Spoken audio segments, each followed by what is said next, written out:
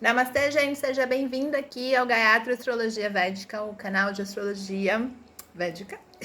Eu sou a Cris Shukla, sou astróloga aqui por detrás do canal e eu já trabalho com astrologia védica desde 2021, já estamos aí no terceiro ano e venho estudando astrologia védica há mais de 7 anos. Atualmente eu estou fazendo um curso bem longo aqui na Índia, eu moro na Índia e tem sido uma experiência muito interessante porque eu acho que a gente poder estar perto do conhecimento da onde ele nasceu e poder ter a possibilidade de ir para os templos, experienciar toda essa energia aqui da Índia, realmente é um grande presente. Bom, muito bem, hoje eu vim falar, estou aqui com meu cabelo de trancinhas hoje, bem estilo indiano das crianças que vão para a escola. Mas vamos lá, hoje vou falar sobre ancestrais e o período que está chegando, que a gente chama em sânscrito de Pitru Paksha, ou então as 40 noites dos ancestrais. Os ancestrais são aqueles que vieram antes de nós, pai, avós, bisavós. E então, o que acontece? Quando alguém da família, né, que veio antes da gente, né, veio antes de nós, todo o processo que eles vivem, a gente de alguma forma tá na nossa história, no nosso karma familiar. Essa história está também intrínseca na gente. Se foi uma experiência legal, né, algo produtivo na família, algo que já vem vindo, é sempre uma experiência que vai ser passada e a gente vai viver isso de uma forma, né, na nossa história legal. Mas se tem experiência de medo, trauma, morte, desaparecimento, traição, falta de entendimento, raiva, todas essas energias de alguma forma estão contidas na nossa história também. E quando, aqui na Índia é muito tradicional, da tradição tradicional, quando a gente, pelo menos, né, nas casas aqui em que eu frequento, eu moro aqui no norte da Índia, e aí quando a gente vai nas casas das pessoas, é muito natural a gente ver a foto da mãe, do pai e às vezes do avô, mas é mais comum da mãe e do pai, sempre num quadro com uma garlanda, uma garland, né? Esqueci, mas com flores, né? Tipo uma pulseira de flores. E aí existe sempre essa história de rememorar, reviver os seus antepassados. O que acontece? Quando alguém morre, né? Então se liberta desse corpo físico e passa a ter uma energia muito maior, porque já não está mais contido por esse corpo. E por não estar mais contido nesse corpo, o poder dos nossos ancestrais, em termos de energeticamente falando, é sempre maior do poder de nós que ainda estamos dentro desse corpo. Então, obviamente, se tem questões legais, aí tudo bem, mas se não tem questões legais, a gente fica sujeito a essas questões difíceis, porque esses ancestrais com questões mal resolvidas, difíceis ou complicadas, acabam trazendo essa história para nós. Os ancestrais, toda vez que a gente tem lua nova, ou como a gente chama em astrologia védica, Amavasya, quando a gente tem Amavasya, a gente chama de... Esse é um dia que os ancestrais que são liberados, né, têm o direito de visitar a gente aqui na Terra. Então, Yama, que é considerado o deus da morte, ele autoriza os nossos antepassados, os nossos ancestrais a virem visitar a gente aqui na Terra. Então, obviamente, a gente tem a lua cheia, aí em 15 dias a lua vai ficar pequenininha, vira lua nova, e aí a gente tem a lua dos ancestrais Amavasya. É interessante para quem nunca observou, mas eu tenho relato de várias pessoas que quando vai chegando a lua nova, a Amavasya, elas sonham. Às vezes, né, o meu marido, a minha sogra faleceu há quase 2 anos, e sempre que tá para chegar a Amavasya, ele sonha com ela. Todo mundo vai sonhar? Não. Lógico, vai depender muito de cada pessoa, da energia que você teve com aquela pessoa, né? Mas não somente ele, eu conheço outras pessoas também que quando a lua nova está chegando, ou até no dia de lua nova, eles têm essa energia de conexão com essas pessoas da família que faleceram. Bom, no segundo semestre, eu chamo de maratona. né? Eu sempre me sinto numa maratona, principalmente depois que mudei para a Índia. Por quê? Porque uma série de eventos de deidades energéticos acontece meio que um atrás do outro. Parece assim que a gente entra em um, sai no outro, entra em um e sai no outro. E muitos, né, uma parte desses eventos são para ajudar a gente a chamar as deidades e energias para nos ajudar em momentos em que a gente vai estar em maior dificuldade energética, ou seja, o segundo semestre de todo o ano, não somente de 2024, ele é sempre uma energia que não vai estar mais fácil para a gente. Por quê? Porque o que acontece astrologicamente no céu e energeticamente faz com que algumas situações fiquem mais difíceis para a gente. Obviamente, isso vai ser mais sentido de acordo com cada mapa individualizado. Então, quando, né, e eu estudo Muhurta, né, um dos professores que eu adoro, ele sempre fala que se você puder fazer a maioria dos seus projetos ou das suas questões mais importantes, gente, não são decisões pequenas do dia a dia, não são questões detalhes, são energias mais potenciais, é mais fácil você fazer no primeiro semestre de qualquer ano. Obviamente, aí na Muhurta a gente vai calcular. Para quem não sabe, Muhurta é o melhor horário para se fazer aquela atividade. Então, quando a gente estuda astrologia védica, todo dia tem um melhor horário. Todo dia não. A gente busca fazer um melhor horário para que na hora que aquela atividade vai acontecer, ela venha com toda a sua potencialidade. No segundo semestre, como a gente tem muito mais desafios energéticos, a gente vai ter as deidades indo dormir, porque o Sol entrou em Câncer. Depois a gente vai ter o Sol vai debilitar em Libra, né? A gente agora, o Sol vai estar entrando em Virgem, daqui a um mês ele vai entrar em Libra. Então, quando o planeta, que é a luz principal de toda a nossa vida, né, representa a nossa alma em geral, de uma forma geral, é a nossa luz, ele fica fraco. Então, isso também vai deixar com que a gente não tenha à disposição a luz do Sol forte. Então, o que acontece? A gente precisa pôr mais energia para ficar bem, para ficar melhor, para fazer com que as coisas fluam com mais facilidade. Então, a gente acha muhurtas, né, melhores horários no segundo semestre, mas é complexo.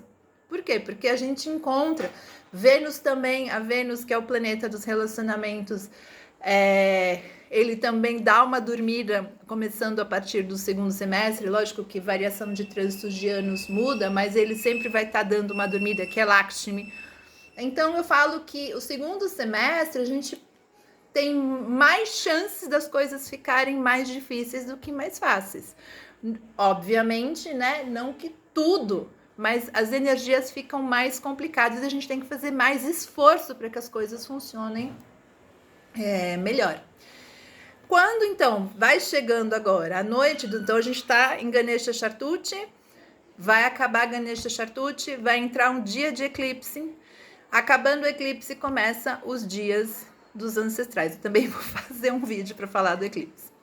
Então, quando a gente começar a história dos ancestrais, existe um ritual que chama Tarpana, que você pode fazer todo dia durante esses 40 dias.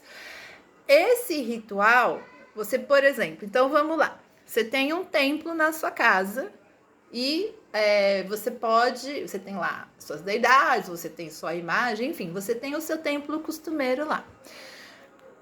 Antigamente, eu tinha no meu templo as fotos dos meus antepassados também. Então, eu tinha a foto do meu pai, que já é falecido, eu tinha a foto da minha sogra, eu tinha a foto do avô do meu marido. Só que, com o tempo, a gente foi estudando. E, assim, o que eu acabei estudando é que eu achei melhor separar o meu templo dos ancestrais do meu templo de diário de orações. Se você for procurar essa informação, algumas pessoas vão dizer que é bom separar e outras pessoas vão dizer que pode ficar junto, né? Eu tenho professores que falam que pode ficar junto, tem professores que falam que é melhor separar.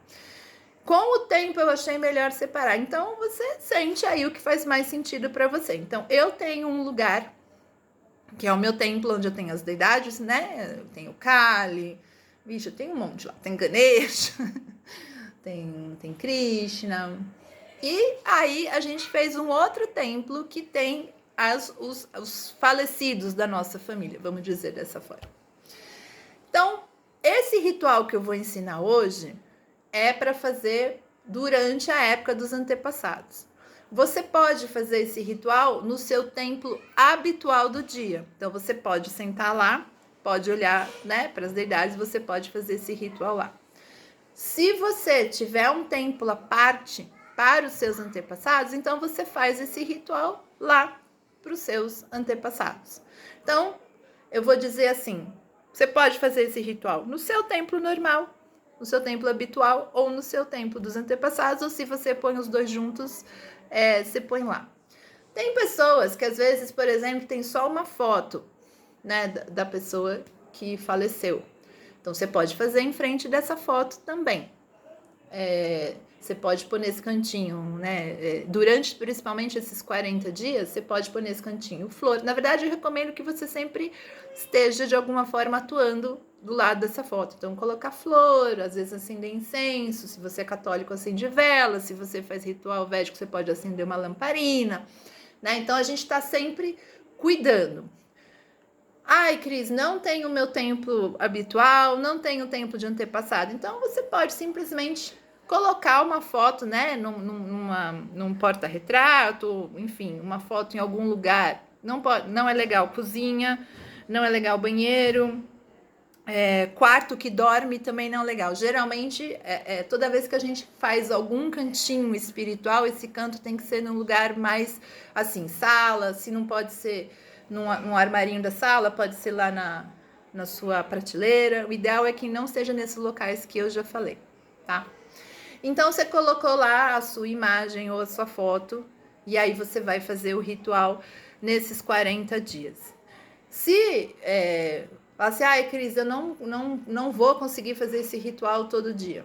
Tudo bem, então você vai lá, faz uma prece, né? E quando a gente fala prece, se você é católico, faça uma prece católica. Se você tá acostumado a fazer mantra, né? Você pode ir lá e agradecer e falar, olha, que bom, né? Que bom que vocês estiveram aqui, que vocês estejam bem. Porque, na verdade, o que a gente está falando é ter cuidado com os nossos antepassados, principalmente nessas 40 noites.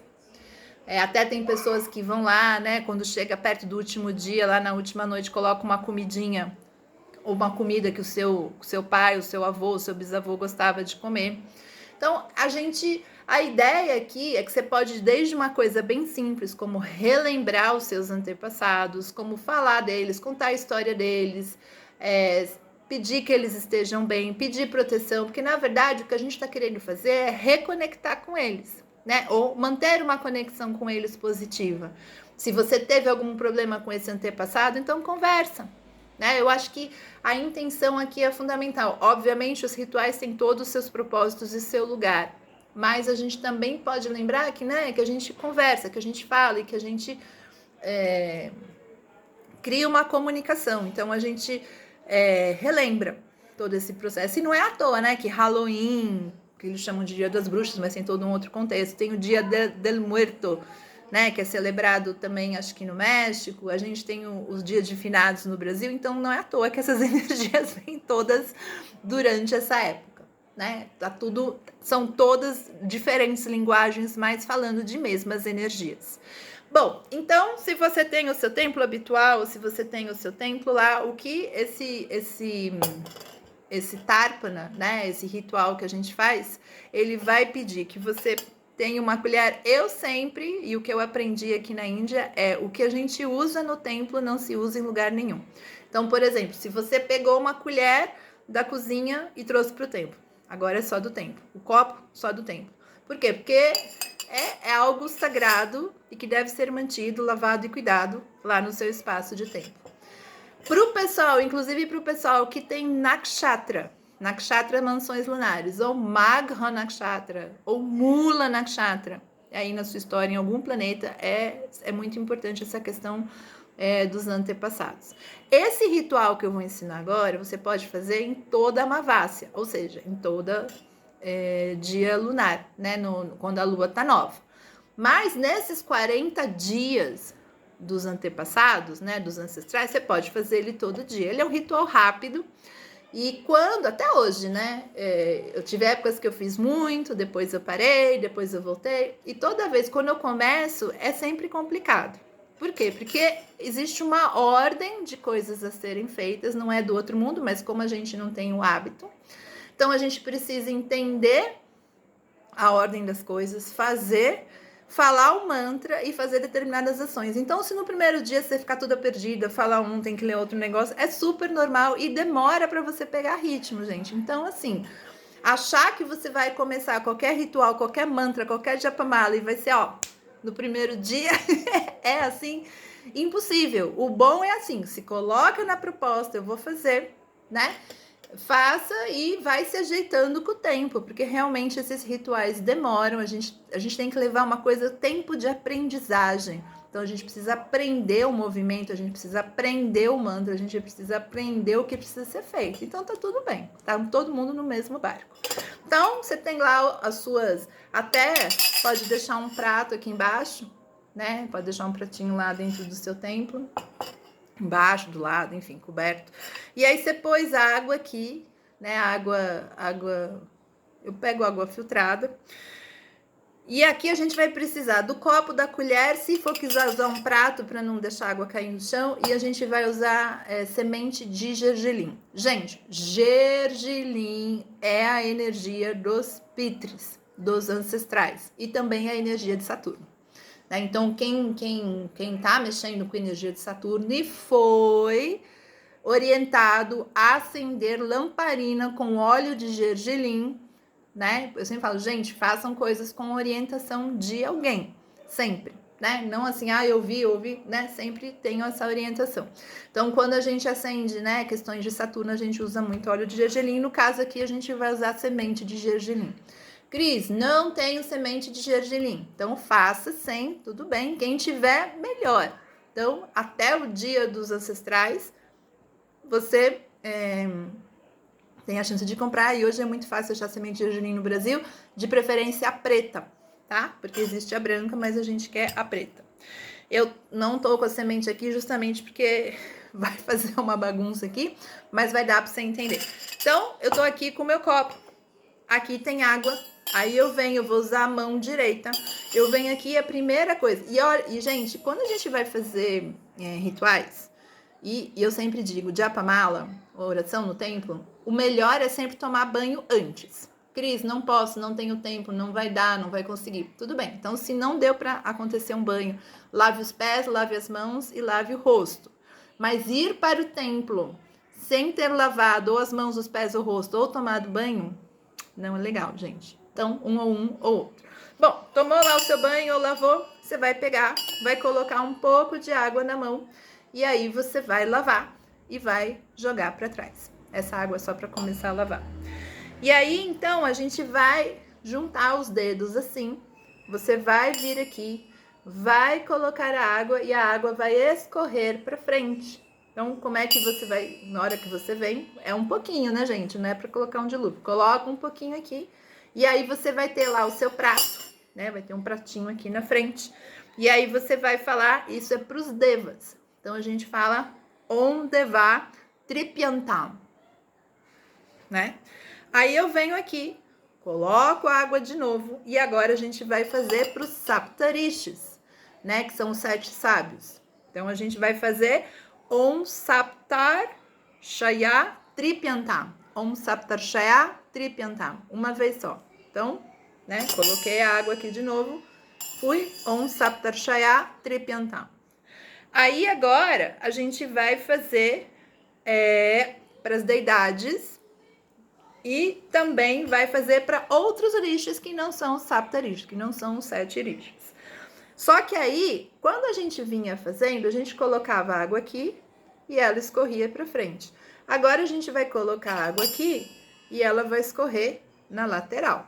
Então, eu coloco a água aqui e ela escorre. E aí a gente vai repetir 2 vezes. Então, o primeiro a gente repete uma vez, o segundo a gente repete uma vez, esse aqui a gente vai repetir 2 vezes. Coloquei a água. Om Vrishyo Divya Manushya Tripyantam. De novo. Om Vrishyo Divya Manushya tripiantam. E a água escorreu no pratinho. Agora, a gente vai repetir 4 vezes uma parte final. E agora aqui é para os pitres, né? Então, a gente vai vir, vai colocar aqui a água. Só que aqui, então, a última vez fez para cá. Aqui a gente vai abrir um pouquinho, ó, o nosso dedão.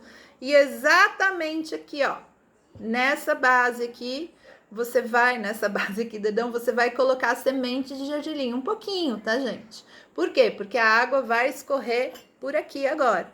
Então, a gente vai, se você não tem a semente, aí você não coloca. Se você tem, o que eu acho legal ter, não é nada difícil, né?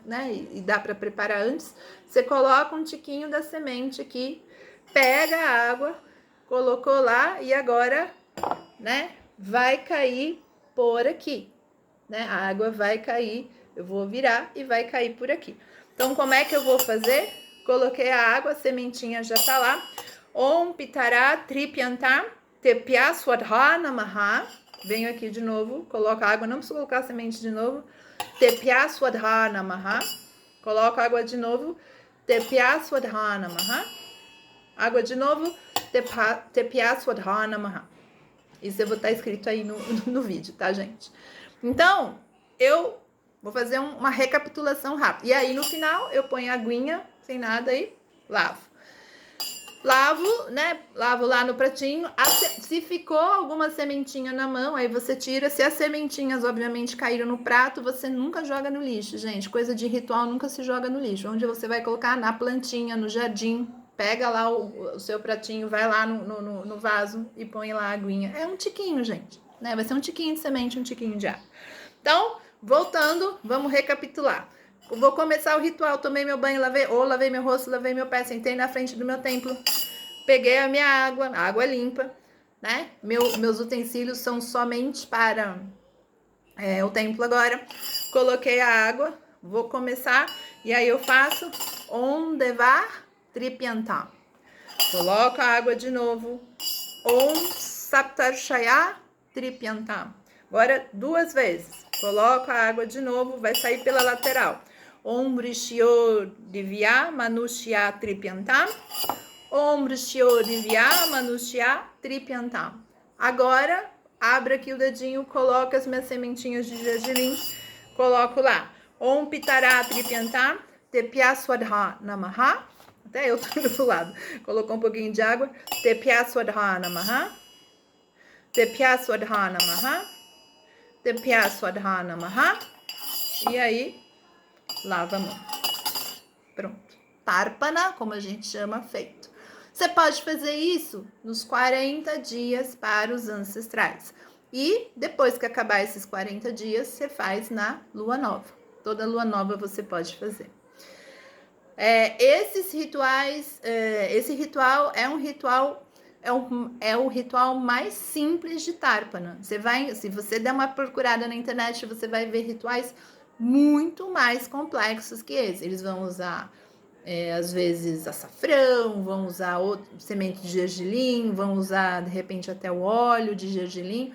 Então, aqui é um ritual mais simples, mas que tem o seu efeito, né? Então, para quem quiser tentar, e lembrar de ter essa tranquilidade no começo, né? Porque no começo a gente fica perdido, a gente volta para ler, a gente acha que tá falando errado, a gente tem que fazer a pronúncia, aí na hora que você põe a água, você fala, gente, mas é para frente ou pro lado, e aí você põe o é para esse, então tudo é um início, tem que ter essa paciência, volta o vídeo, faz de novo, volta o vídeo, faz de novo, volta o vídeo, e por aí vamos, tá bom, gente? Então, você pode fazer esse ritual, ou então você pode fazer algo bem mais simples, né? Que seria, então, você tá relembrando e tá se conectando aí com a energia dos seus ancestrais. Até o nosso próximo vídeo, Dani Avad.